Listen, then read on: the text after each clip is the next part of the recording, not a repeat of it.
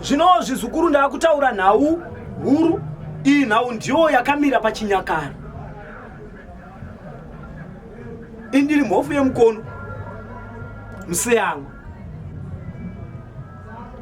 Zvino ndakuda kudzidzisa pwere chinonzi kukumbirira kuvadzimu vekwako.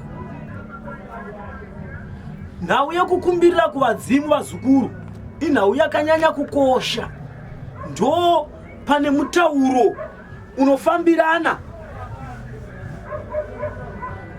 kuti nhau yako yauri kutaura igone kunzwikwa nevadzimu vekwani nevadzimu vekwako. Zvireva kuti zvizukuru iri igona mombe randakabata ndo rinonzi gona mombe, inova nhekwe huru panhekwe dzose, ndo inonzi gona mombe. Kureva kuti nhekwe yemachangamire haisi yepwere dzose, ndiye machangamire badzi. Zvireva kuti vazukuru mugona mombe umu kana kuti munhekwe yako doko yaunogara nayo yematare ndo maunotora forya rematare. Kana watora fodya rematare noitora zvizukuru wokanda pasi. Kana tichiri vanhu yokumbira zvizukuru vega ndibva ndanyatsorifambisa nemonemo munyatsorinzwa. Unotora forya yako woputa kudai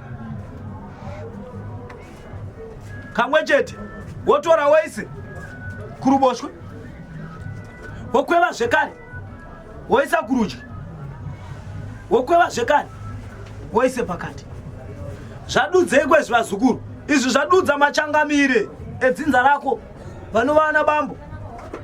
Izvi zvadudza madzitete, izvi zvodzudza machembere. Zvino kuti kana tichinge tokumbira vazukuru wakanda forya rako pasi kudai, zvino wochikweva forya rinenge rasara muzvanza. Kana rakukurira wochitanga kurikwiza. Paunenge uchikwiza kudai woti pamusoroi machangamire. Kuriwa kuti chekutanga usati wakwiza zvanza unoombera zvanza zvako kangani katatu, wotanga kukwiza zvanza pamusoroi kamachangamire, pamusoroi verudziro kwangu ndini pwere yenyu. Wobva wataura zita rako rakakwana rinochemedza. Wotaiwaka ndauya kwamuri handina kusvora, asi mukaona pwere yauya kuchema nhamo nekutambudzika. Reupenyu radzudza, ndakukumbira rine manake, ndakukumbira karine jekeso mukati memasango matiri kutekaira. Tarirai kamhumhi nezvikara zvashama muromo anozarira ndimi munoona ratisingaone. Hekani kanhai changamire